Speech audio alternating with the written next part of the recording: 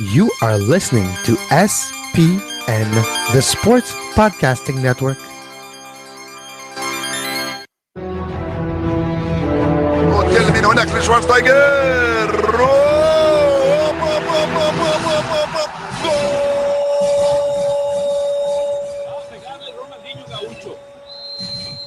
Ya lo hace, pierna derecha, directo al arco, golazo, golazo, golazo, golazo. This is Soccer Today, live on SPN Radio, your new live show about the beautiful game in all its glory, with Duane, Rollins and Kevin Laramee. MLS, EPL, La Liga, Champions League, all is fair game.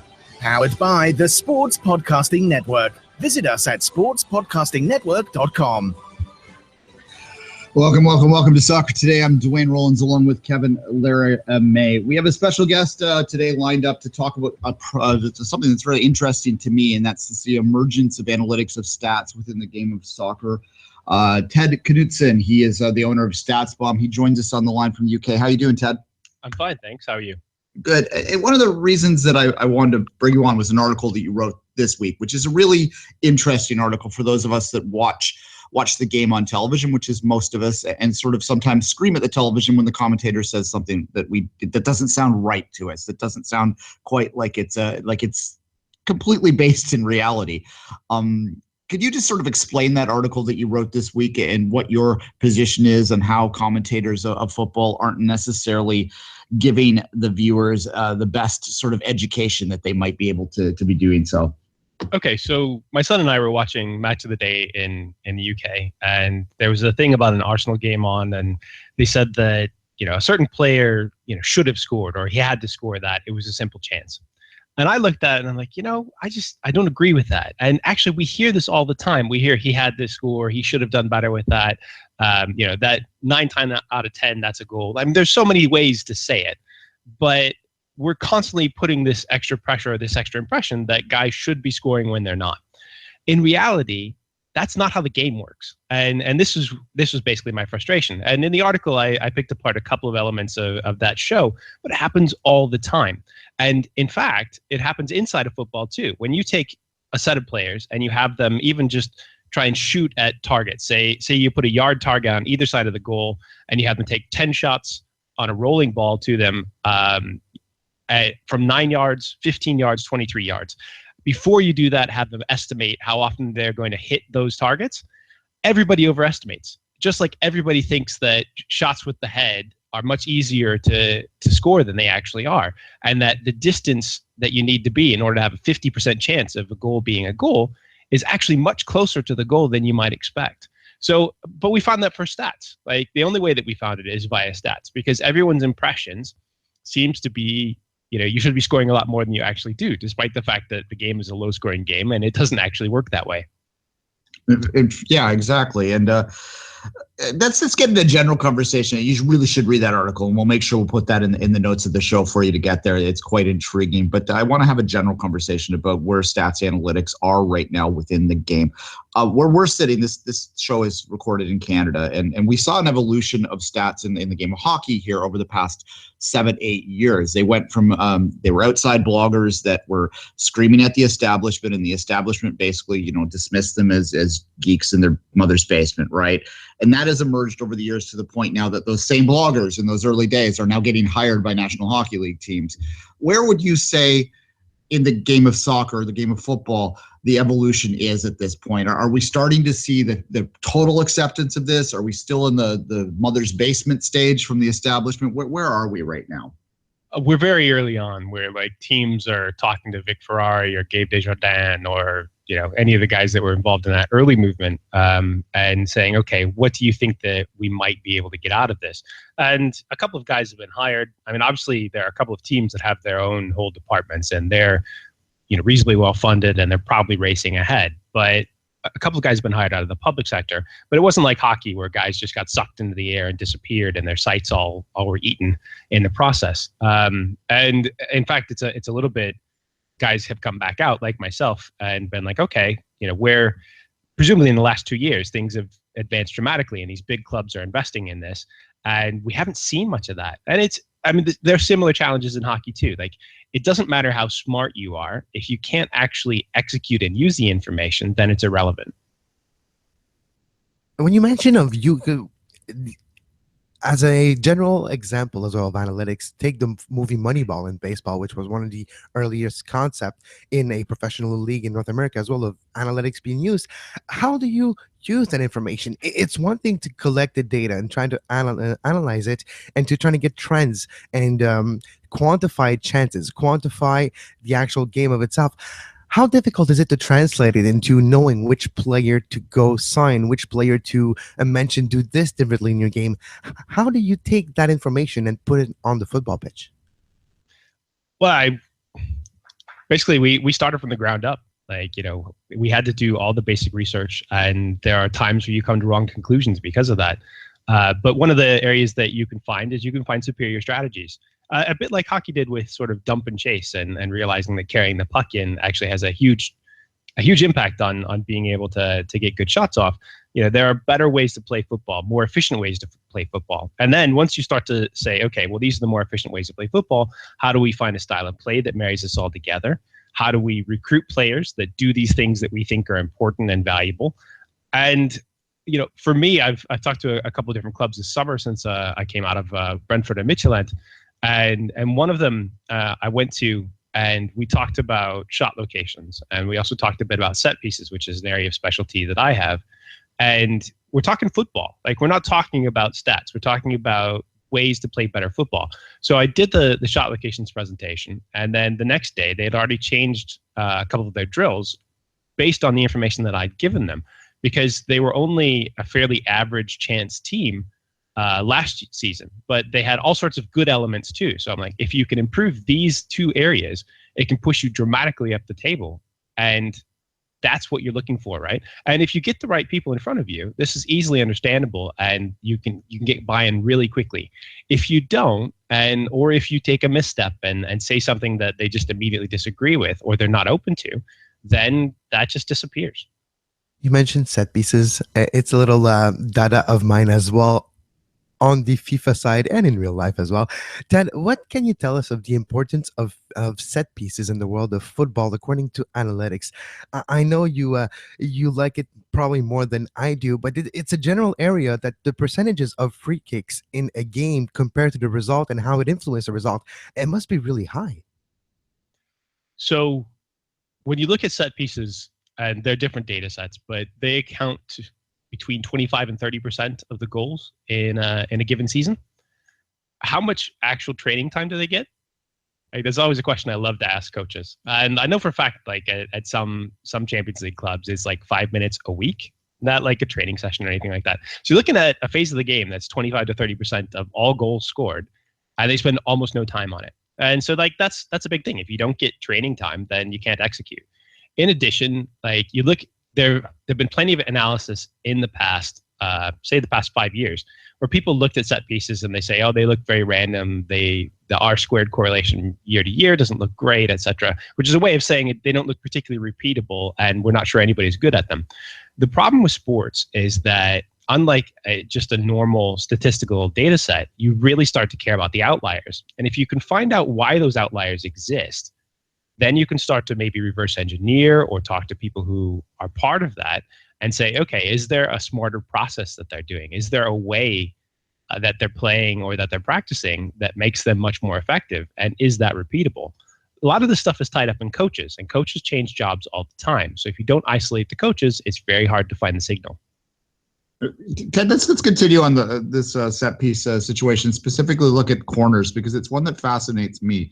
I remember reading a few years ago the rate of corner success is very low, much lower than you'd think, and which is certainly not reflective of how excited people get by a corner. Has there anything changed in the thoughts of what the there's possibilities of corners are in the years since that kind of data was first presented out there? Is it more dangerous than I'm thinking? Is it something that you need to change? Are short corners more important than long corners? Can you talk a bit about that?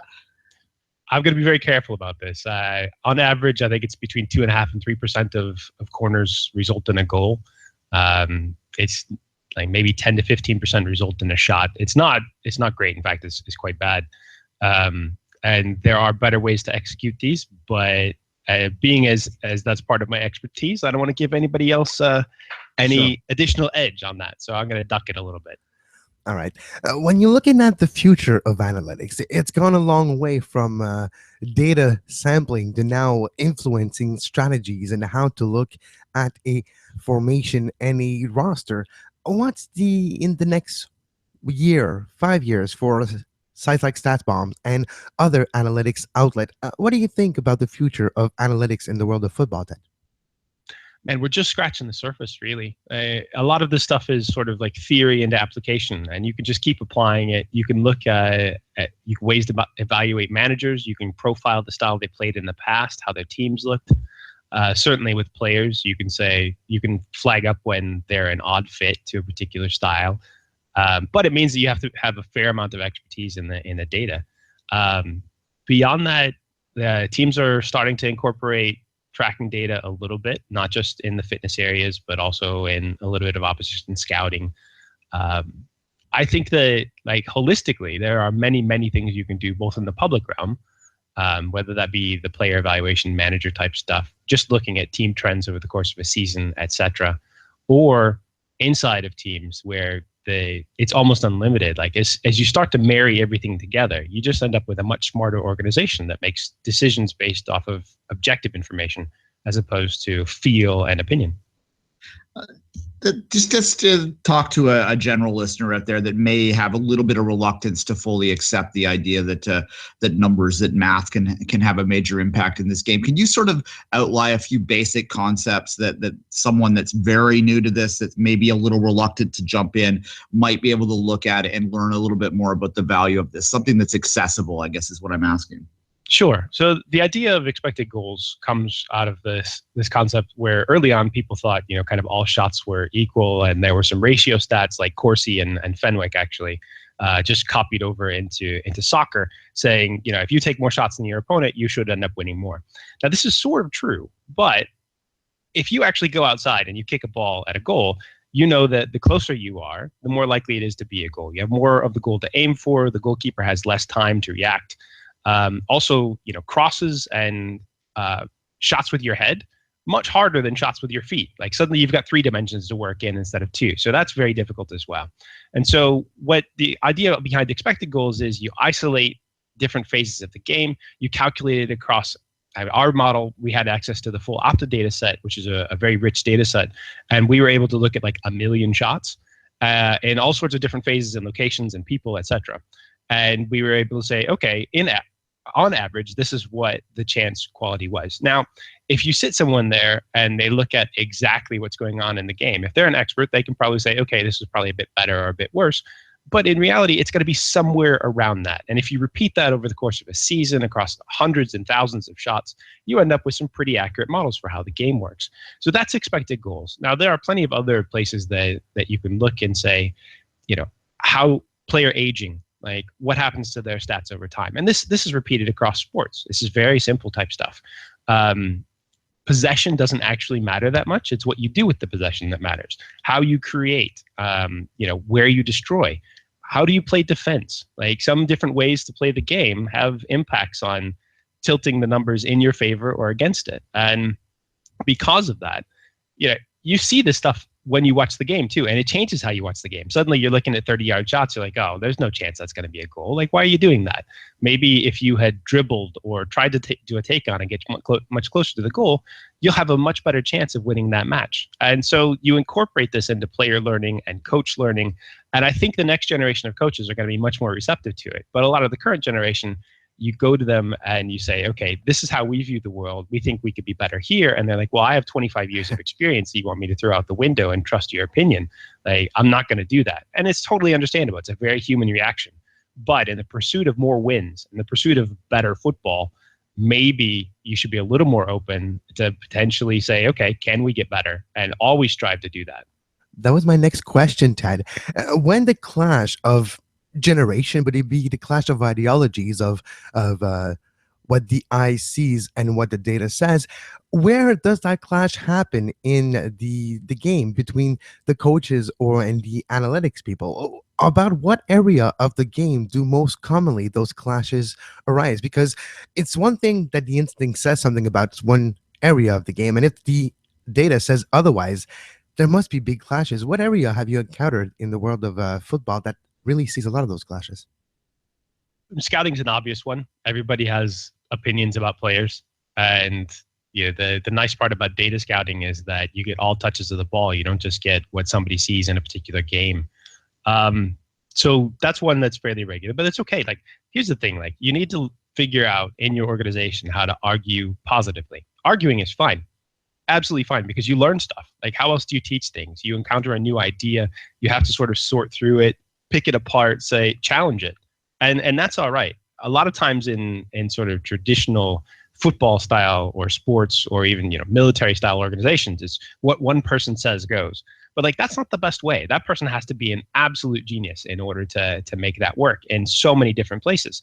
So, by doing that on a constant basis, you can gradually get better. Same thing for opposition scouting. Like, you see a thing, somebody else sees a thing, somebody else sees a third thing. How do you game plan that? How do you solve that?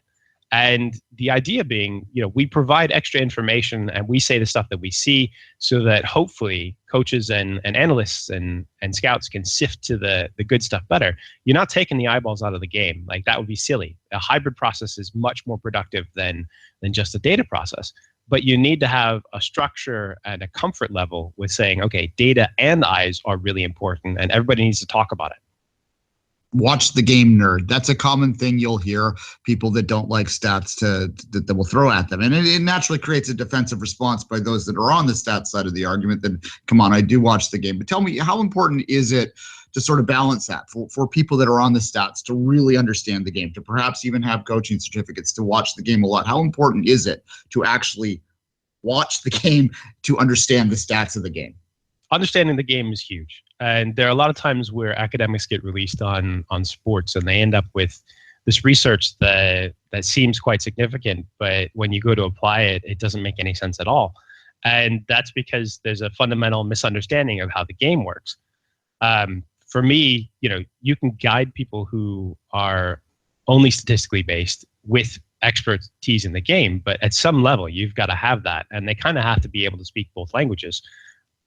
For me, I mean, Matt, who's the owner of Brentford, was always like, would you trust the scouts or just the data if you had to choose? And he's like, I would probably lean towards scouts just because I feel that there are things that the data is going to completely miss. The error is going to be larger, but it's certainly better to have both of those. Fair enough. In the hockey world, and it's very fascinating for those that are just listening to this from a soccer perspective, if you're interested in stats, to go back and watch that evolution with the hockey guys, because it really has been an interesting thing to watch play out and watch evolve. But one of the things that came out is that they knocked down a few sacred truths in the game. There's a few things about the game that a lot of people just took for granted. Shot blocking is important, hits are important, things like that a lot of people still to this day kind of think are vital when the stats kind of point out and kind of prove that they're not. Is there some kind of sacred truth that you feel already that the analytics community in soccer has taken down, has questioned at least? So, like, the oddity is that some people got a hold of stats early on and suddenly these stats became important. And then people started picking at them and saying, I'm not sure that that's right. So in fact, in some cases, the stats are actually fighting against people who went before that were, I'm not going to say wrong, but they had interpretations that were later proved to be incorrect or imprecise. So like the possession stat, right? The fact that Pep in his Barcelona years utterly dominated, that league and to some extent football with possession, that didn't mean that was always the right way to go. But you saw this huge wave of people saying, oh yeah, well, we just need to control possession because controlling possession means you're much more likely to win the game.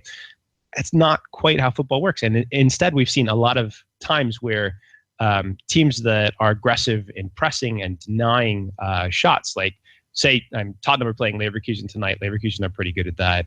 Atletico Madrid especially, like they don't care if they have the ball. They care what they do when they have it, and they care what you do with it, but they don't really care about having the ball itself as a thing. So that's one element. And then obviously going back to the thing that started this all, we're talking about shot quality and how likely a chance was to be scored. And a lot of the commentators get into this trap where they're not only speaking in cliches a lot of times, but they're also being overcritical because that's what they feel like their job is. But these commentators actually have like real expertise in playing the game and talking about technique in evaluating what's happening on the pitch. But if they tie themselves a little bit to these models, or at least learn a little more about how things actually work versus their perception or what they were taught, 20, 30 years ago, then we'd have a much smarter discourse about the game as it is right now, as opposed to this sort of, it's a bit of a battle between what they knew and these traditional myths and what modern technology has taught us this is the way that the game actually operates.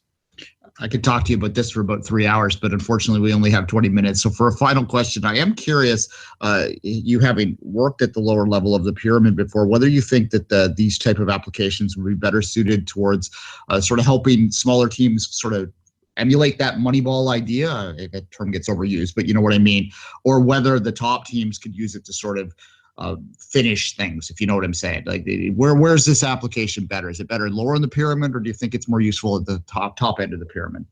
It works everywhere, and if a big team with tons of money created dynasties out of it, like that would make perfect sense. Or if a team that didn't have a lot of money, maybe had some access to data and just wanted to apply the good research, they would have huge edges along the way because other people aren't doing this. Other people are still married to the myths. So if you take all the good research out there, you have some data that you can sift through to hopefully find a little bit better players, you'll have huge advantages over the teams that are next to you, which is what you need. You need relative advantages. And then as you continue on and continue to apply it and maybe learn a little bit more, you can rise up through the ranks and get to the Premier League. Like there's a monetary advantage of being smarter, and it doesn't cost you as much as buying better players. And then there's a huge advantage on the pitch of executing smarter and better. And that's where I think, even clubs in like League One, if they just do things in the right way, they can find big edges. All right, Ted, I really appreciate your time today. I think that I hope our listeners enjoyed it. I think we might have to have a regular stats feature on this show. It is fascinating stuff, and I think that it's only going to get more and more important to the game. Anything you want to promote before we say goodbye, Ted? Statsbomb.com. That's where you find all of our work and our research. Obviously, I'm on Twitter. It's at mixedcanuts, essentially.com. And thanks a lot for having me on. Take care, guys. Cheers.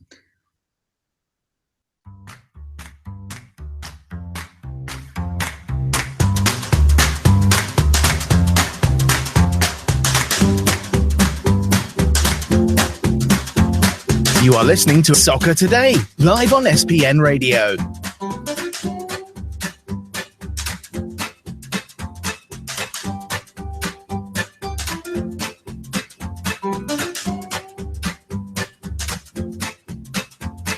Visit sportspodcastingnetwork.com for more. And welcome back. I love these kind of conversations, and I'll tell you, they're fascinating. And I'll tell you why they challenge you.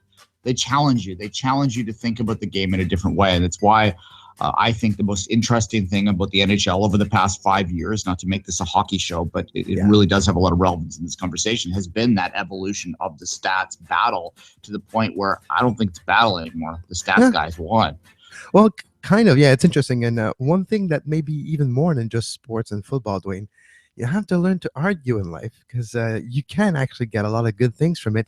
And that goes into a philosophy of a club, discussion about the statistics, about tactics, about identity of play. What we mean by identity, for a long time, people's like, oh, the style of play, identity, it's correlated to the statistics, to the analytics, to that data. If you mix all those together, you're going to get your team with a direction. And that's kind of winning the battle here. When you have a direction, players know what to do in certain situation. There's no thinking about it. It's just reaction, and sometimes it's that fraction of a second that gets you the upper hand on the pitch. So no, it's fascinating stuff.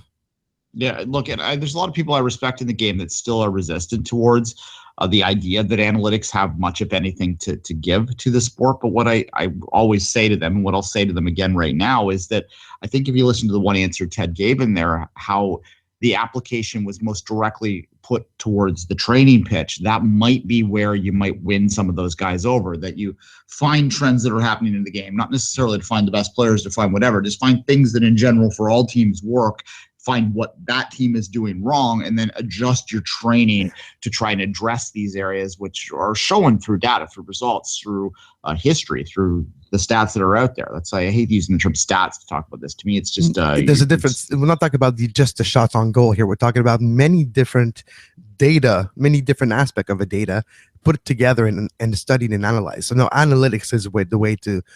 We might need to find a shorter word for analytics, and it's kind of hard, but the analytics, that's what it is. It's different than stats. Yeah. At any rate, I do believe that sort of on the training pitch is the area that, because we're all obsessed on sort of at the top level of the game and sort of trying to predict. A lot of people use these things because they want to find ways to predict how outcomes are going to be, to know what the future is going to be. And I don't necessarily, I think that's a misperception, a misconception of what these things are supposed to do. They show trends. They show what's most likely. It's not predictive in the truest sense, right? Correct me if I'm wrong. One of the goals of analytics is to be able to create an environment where you don't predict, but you control and you try to replicate what has been successful on a large sample data over a course of a season, to try to maintain whatever you can do at a course of a season and try to understand what you're doing.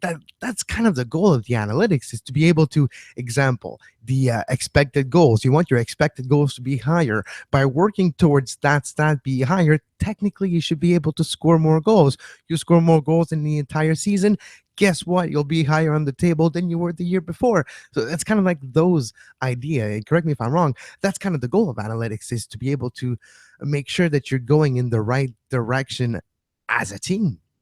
Yeah, I think that there's a couple different things. If you go back to the early days in baseball with the Oakland A's and the Moneyball stuff, what it was about finding untapped potential that wasn't being fully utilized. And to the point now that a lot of the concepts, if you've read Moneyball, and I do actually recommend it, the movie's decent, but the book is where you should really it doesn't go. make it justice, of course. Yeah, there's a lot of concepts that now we take for granted, like OPS and on base percentage and that and all that sort of stuff, and challenging traditional stats like ERA and batting average, which we just have grown up with and still people use all the time. And I think there's a value in sort of comparing historically for fun, but I don't necessarily think there's a value in talent identification with those numbers, because they're just imperfect and there's better numbers out there. What they did is they found different ways to look at players that allowed Oakland back then to find players cheaper than what they would now. Now, of course, so many years have passed that those numbers now everyone understands them, and they're no longer going to make that player cheaper. So that they're making it more expensive now. Those are the stats that the agent uses to negotiate. Look at this on base percentage. My client needs more money now. Yeah, it changed a lot since then. Yeah, exactly. There's no more loophole there for the smaller teams to take care of. So there is an advantage. That's why I asked him the question about the small market versus the big market teams, or the small lower on the pyramid versus the higher in the pyramid teams. I'm mixing my North American and European concepts up right now. But at any rate, I think there is an advantage for a lower level team right now to really take advantage of the fact that not a lot of clubs are doing this, to sort of rise up quickly. But I think eventually we will see the time with the bigger clubs are just going to start using the data themselves, and they're going to do it with more money. So they're eventually going to take away that advantages. But again, the other way to use them, as I said, is on the training pitch. And I think that the other area that I really like about this is it challenges conventional thinking. And I think it's important to always challenge. If someone says, well, that's just obvious, it's obvious that corners matter. And what did he get? 3% is the high end of how much they score. Okay, well, compared to set pieces, as in general, which could be set between 25 and 30%. And that would seem, you never know what your eyeballs can quantify it, but that would seem legit. And it is true. Set pieces, the amount of goals result to set pieces, 25, 30% of the goals in the entire season. The training is not equivalent to that. So imagine if you spend 30% of your training on set pieces, the advantage that you can gain, regardless of the talent or the pay scale, could be immeasurable. So no, it's kind of fascinating when you have this aspect of the game mixed with analytics and concrete ways to apply it to the training pitch, basically. Because if you practice set pieces more, technically you should be able to achieve more result with them. So no, it's fascinating. Yeah, and I think it also can help you identify areas that you're overemphasizing. And I'm going to go back to hockey again for this one, really, because there was a great article by the infamous MC Hockey 79 Tyler. We all know who Tyler is if you're a stats guy out there. Anyway, he wrote an article about shot blocking a few years ago that absolutely turned my head when it comes to stats and evaluation and the importance of it. Basically, he proved in a 500-word blog that shot blocks in hockey are pretty much useless. And this goes against everything you were taught forever. I mean, I grew up playing the game, and that's about grit, it's about determination, it's about all this. But that may be fine and dandy. It may be a way to prove your manlyhood, but it doesn't actually help you win hockey games. And I think you can do the same thing with soccer, right? You can find things that are valued right now that aren't necessarily helpful, that are really just noise. And that's another thing that stats can do. If you really look at them, you can sort of strip away what is important. You can actually find stuff that is long been thought to be important and prove that it is, or you can find stuff that's been long thought to be really important that isn't. And I think that that's another valuable thing that looking at analytics and having an open mind about analytics can really do. And again, final thought on this, Kevin, and you can jump in before we go to break, but that's ultimately what it comes down to me. You don't have to necessarily think that analytics are 100% the answer for everything, but I do have issue with people that just dismiss them. Why? Why would you dismiss any new way to look at something? I don't get that. I think it's that famous, I don't know what it's about. I'm not aware of it. It's the unknown to me. So whatever is unknown to me, I don't necessarily have a 100% open mind to it. And you have to break that barrier. So I'm sure that in Ted's work, breaking that barrier is a big part of it. Fair enough. Let's take a break. We're going to come back. We're going to change gears. We're going to talk about Manchester United and Liverpool.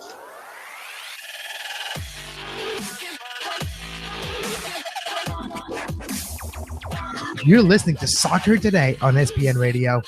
You can find the on-demand version of this very show on iTunes, Stitcher, Feedburner, Podbay Player, Podbean, anywhere you get your podcasts under the Sports Podcasting Network feed. Subscribe to our YouTube page to make sure you never miss a live show talking about soccer today, the MLS post-game show, open lines after dark, 5 rings daily during the Olympics. Make sure you subscribe and give us a follow on Twitter at SportsPodNet and like our Facebook page, facebook.com/Sports Podcasting Network.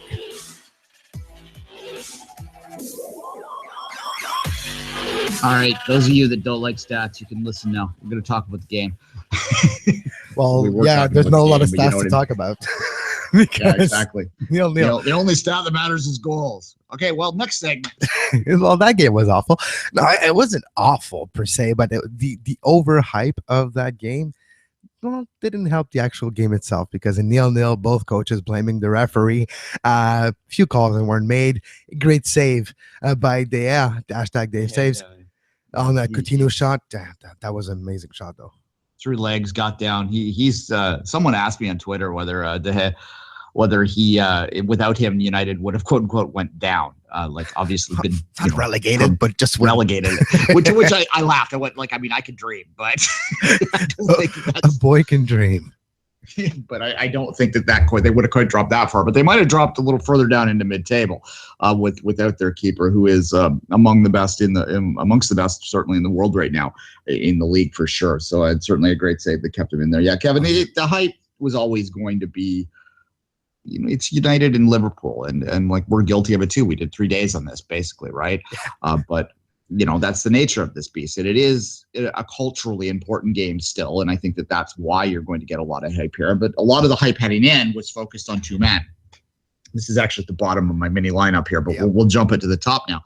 And I wonder whether at any point somebody realized that there wasn't going to be like a cage in the middle and with Jose and Jurgen fighting or something. Cause that's kind of what it felt like in the press. Oh yeah, and they're not playing. That's what I was thinking. Heading into this game, why are we talking about them so much? Because they're not going to touch the ball. They're not going to have one shot on net. They're not going to be the one that is tracking back to box to defend. No, they're the one screaming on the sideline. Sometimes we probably overemphasize, and we're guilty of it. First one here, I'm raising my hand. I know you can't see, it's a radio show, but our first one here. But no, we probably overemphasize on the coaching during the game, it's the week before that might be more important if we actually talk about the coaches. And then we're not there to see it, so how actually can we talk about it? Yeah, there's a photograph that the Anfield Wrap, which is a Liverpool podcast, that has put out on their web stream that actually summarizes what I call the cult of the manager perfectly. And it's a split photograph. It's a picture of the fans behind the bench area, behind the visitor bench area in 2006 when Mourinho is there with Chelsea in his first stint with Chelsea, and one in 2016 where he's there now. And in the first photo, they're standing there with, they're giving them the gears with the famous old, not the finger, but the V symbol, which means the same thing in England. And the other one, they're taking photographs of them, and they're doing this sort of this hero worship thing. And this is a rival competition here. I should give credit to the lovely Elizabeth for showing me this. But at any rate, it sort of tells you exactly what the difference is right now in terms of how people look at managers. They've become bigger stars than the players in some ways. And is that like, I disagree. I talk about this in the MLS side all the time. So we used to talk, early in the season, should Greg Vanney stay? Should Greg Vanney go? It's like, well, come on. Like, I mean, it's about the players sometimes more than it's talent is not there. The talent's not there. Right. Yeah. No, that's absolutely true. One thing that we learned on Monday with that game, Duane, too, is Zlatan really misses playing against League One defenders. Yeah, look, he's slow and not able to really necessarily slow is a strong way to put it, but he's not as slower. He's slower than he appeared to be last year when we used to see him with PSG. Well, it's not the same opposition defensively, so maybe that explains a little bit. Yeah, his quickness and all that really makes a difference. When he was dropping back further in the game, and you saw it as he got further frustrated as United really wasn't getting him much service, which was understandable based on the formation that they set up in, that he kept dropping back further. And the further he dropped back, the more of a liability he became in the game. And if you really want to take a step back and watch this game again, you'll see him giving the ball up in the middle of the field a lot, which is really counterproductive to the game. He's not being a positive influence at all at that point. And I think that is reflective of a player that is still in his head, is 26, still in his head, but isn't anymore, right? And that's par for the course. Of course, the other older player that people want to talk about came off the bench. I didn't really notice much of an impact from Wayne Rooney in this game, but is this his new role? I guess is the argument we'll make. And certainly, if that's how they're playing him in a game against their biggest rival, then you'd have to suggest that maybe this debate is no longer a debate. And if Wayne Rooney wants to stay at Manchester United, he's going to have to adjust into a subs role. Well, yes, he cannot necessarily pull a Didier Drogba, but that will not go really well in Manchester. Yeah, well, yeah. One of those the Yesterday Show if you want to get more information on Drogba and the Montreal Impact situation. But no, there's he's gonna accept his role on the bench, and it's gonna be fair. One thing that it's fascinating to me, Duane, too, is the way both teams looked. Liverpool had the more dangerous chances, was a little bit more offensively in that game. What do you take of it? Could have they done things differently? It's a lack of realism, as we would say, lack of finish, basically, because they weren't able to score, but the chances were there for Liverpool. Was Liverpool the best team out of the two, if you can say that after that game? Well, that's a difficult question. Certainly they looked the better of the two teams, yes. But the reality is that they didn't break down the defensive shell that Mourinho put out there. This is the bus that was out there. If you're going to be the better team, you have to break it down. Tactically speaking, did Mourinho out-tactic Klopp? I don't know. Certainly, you're going to have to break a bus down, and it's something that I've seen a lot of top teams struggle to do in the years to pass. And it might suggest that Liverpool right now isn't fully formed under Klopp. That's what I'll say. Certainly, I think that a 0-0 result in this particular game, based on the inability of Liverpool to break them down and the fact that United gave nothing going forward, might be reflective of the positioning of these two teams at this point in their development. Now, which team has more potential? I think that what I saw out there on display suggests to me that Liverpool's further along, but they still have to overcome that. And in fairness, too, Mourinho has put that bus out in ways in the he won a Champions League with that bus against the best teams in the world that are undoubtedly the best teams in the world. So you can't put too much stock in a single result in a single 90 minutes. True. True. So no, it'll be fascinating going forward because, well, we thought we would get answer from this game. Oh, are we gonna have United back as a contender or Liverpool? It's the status quo. Nothing changed since Sunday to Tuesday. Yes, exactly. Let's talk about United a little bit to end the segment here in terms of what they did and whether or not this is going to be something that we'll see moving forward. Now, when we saw the last two managers, the last two managers, the United, David Moyes and Louis van Gaal. Yeah, thank you. I had my brains not working this morning. When they had they would play similar styles and they get widely criticized for them.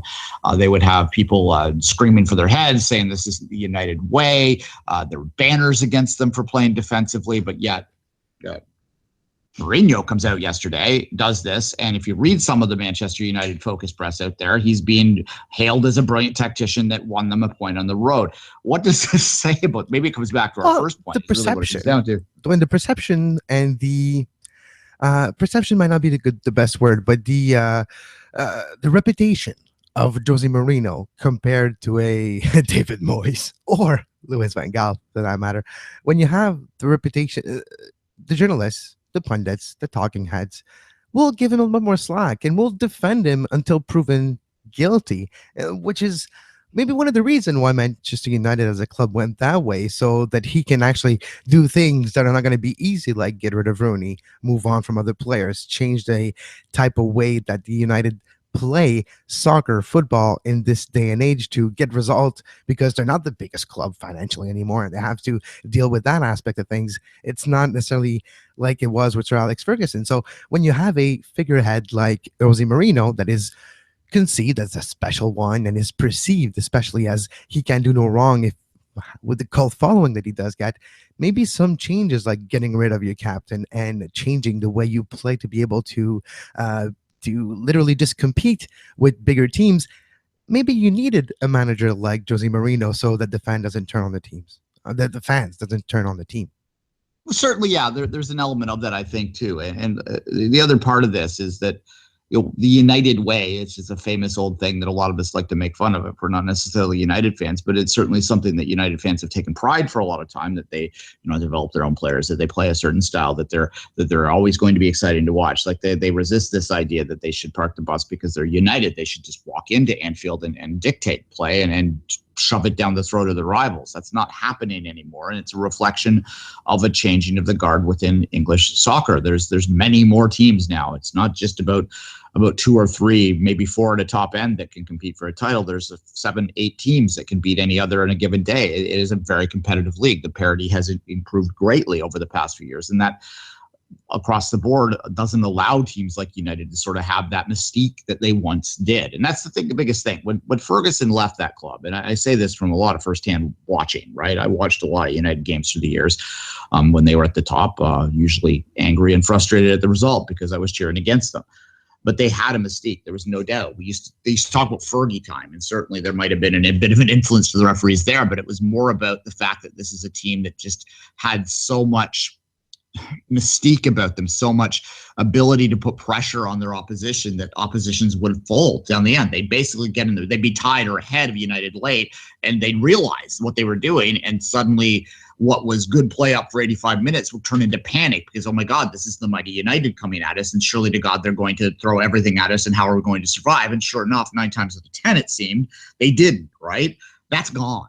That mystique is kaput, and it ended the day Ferguson walked out the door. And it doesn't help it really that he's hanging around in stadiums half the time now with his ominous figure over the club. I don't know if it's necessarily beneficial to United that Ferguson still looms so large around them, because his shadow is massive, right? Mourinho is maybe the only person that might be able to overcome that because of his reputation, because of his sort of magician idea that he's some kind of magician out there. But it's not going to be pretty. It's not going to be the way of the past. And United fans either have to accept that they're just another club, and just another club that's going to have to play dirty sometimes, to play ugly sometimes, to scrap and take points on the road that maybe don't look pretty all the time, or they're going to be frustrated a lot. And I guess maybe having Mourinho in there is a way that they can accept that, because they have They have Jose there, and he is the special one. Yeah, looks really special at least this time, especially with a lot of selfies that he's been taking lately. No, it's fascinating to see how from a few years ago we're talking about players of United, and this year, even though you have probably one of the most talked about player over the last few years like Zlatan and the most expensive player Paul Pogba, we still but mostly talk about Jose. Yeah, well, exactly. Real quickly to end the segment, there's a minute left here. In terms of Liverpool, as I said earlier, I do think, like many others, I like what I see from what Klopp is doing there. The type of focus that he has, the type of players that he's bringing in, that he's featuring, that he's giving a chance to sell. I think that it will pay dividends down the road. But as I said a minute ago, I suspect that maybe we're not quite there, and maybe a 0-0 was apt on the day based on where these two clubs are at this point. On that note, Kevin, shall we take a quick break, come back with some MLS bits and bytes?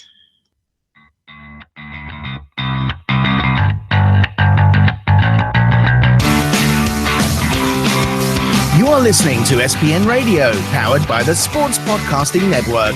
Visit sportspodcastingnetwork.com for more.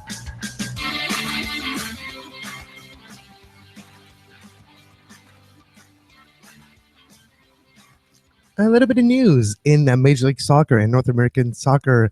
Duane, we have Columbus making noise about what is desperately needed. And no, we're not talking about a video board that did change that a few years ago when that one caught on fire. The only thing that ever caught on fire in Columbus lately.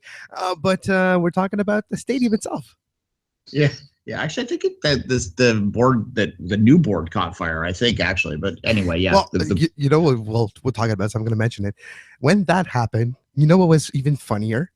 Somebody ran to their car, put their stereo system the loudest possible, opened the doors, and played Billy Joel. We didn't catch whatever that song is. We didn't start the fire. Exactly. They put that song. The world is turning. You had the video board literally burning, and in the background. Oh my God, that was surreal.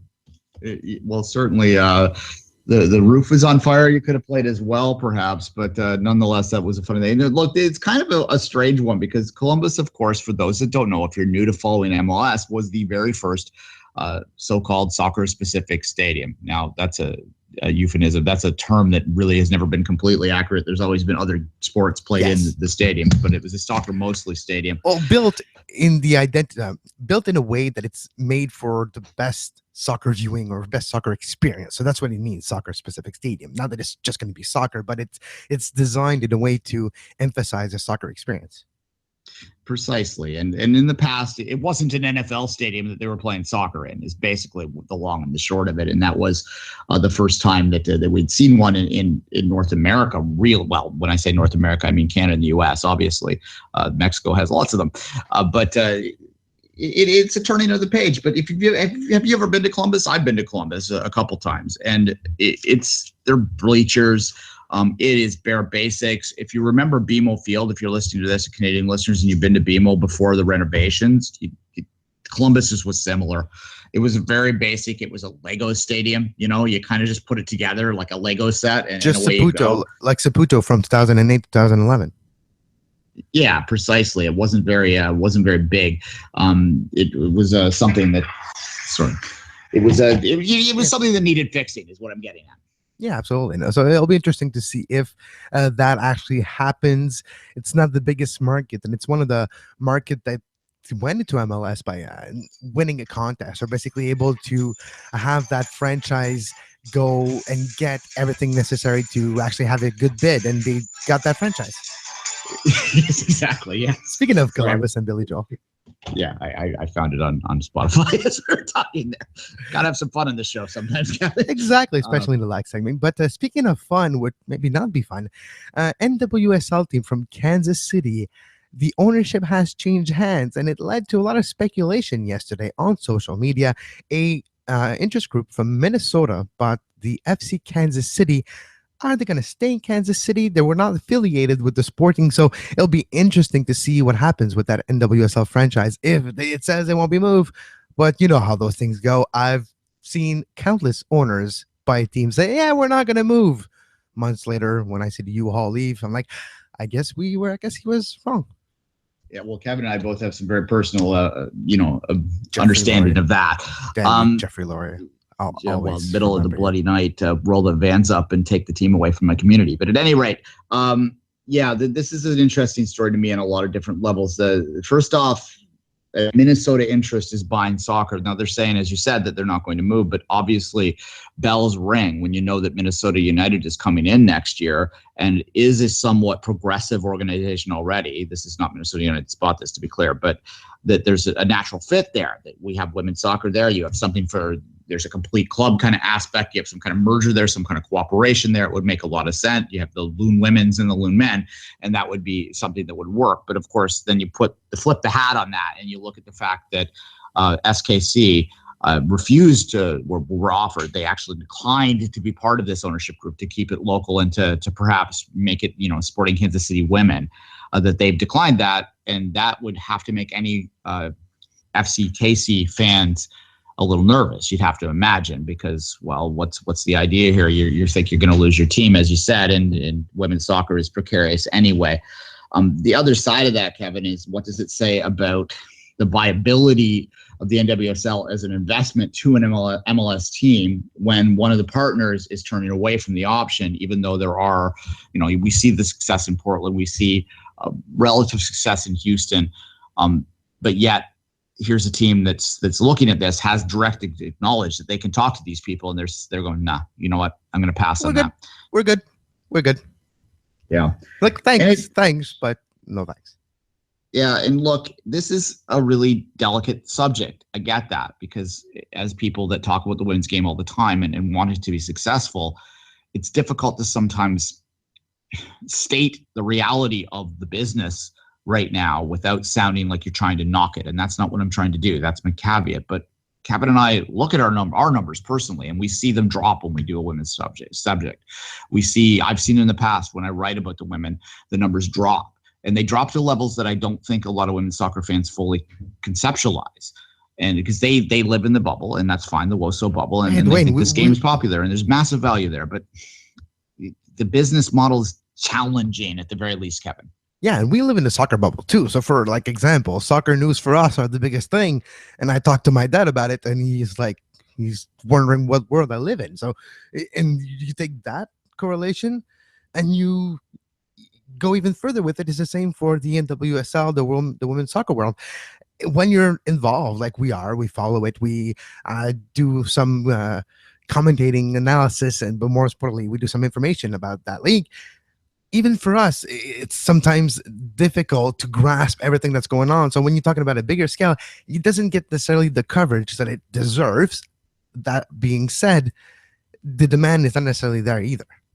Yeah, well, it's the chicken and egg argument, right? Like, does the demand increase if the coverage increases, or does the coverage does the demand have to increase before the coverage will increase, right? Like, it's a very difficult thing to battle with. I think. Sorry to interrupt, Duane. I have breaking news right now. According to The Score and many different outlets as we speak, it was just announced that FC Bologna 1909 from Serie A and the Montreal Impact are working together for a potential partnership. Yeah, it's not really a breaking news because we know that both clubs are owned by Joey Saputo, but it's talking about more a direct relationship. I don't know what kind of affiliation, maybe like we'll see what that becomes to be. But right now, everybody with the Score app and everybody on Twitter is talking about this.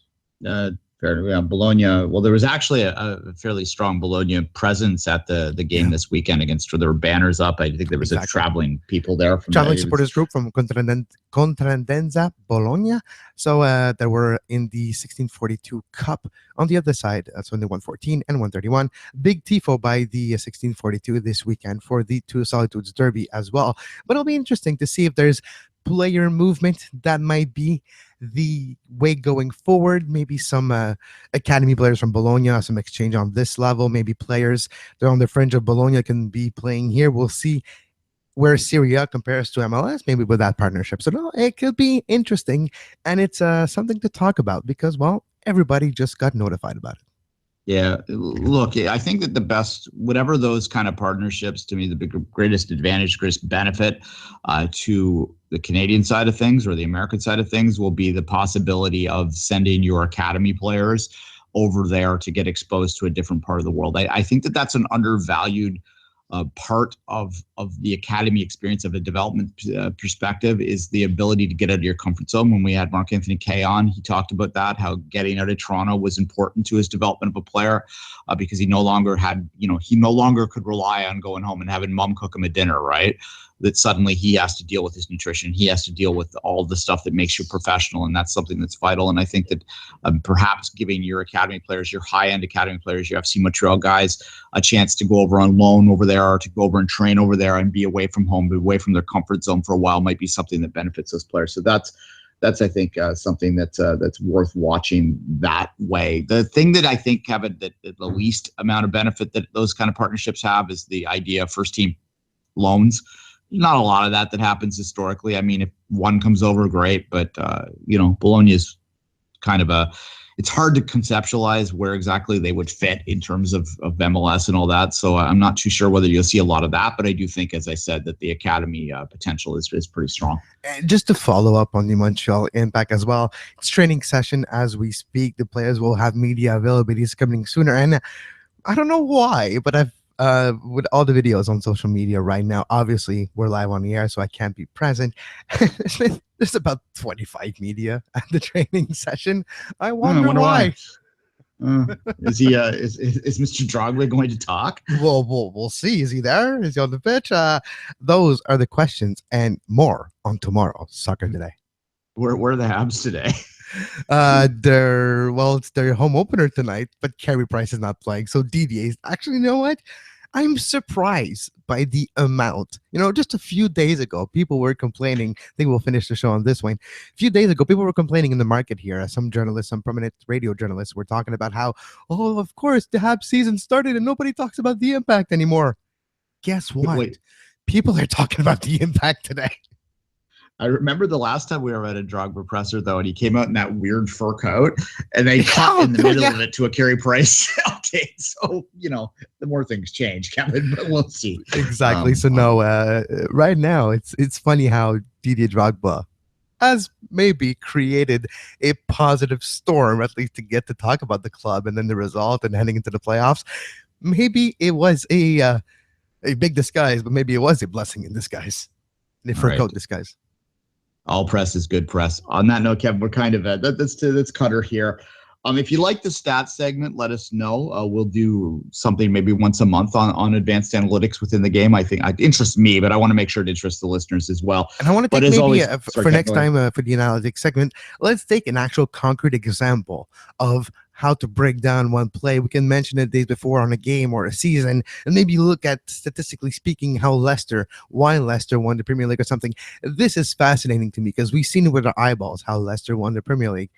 Analytically speaking, it'll be interesting to see what they say about that season.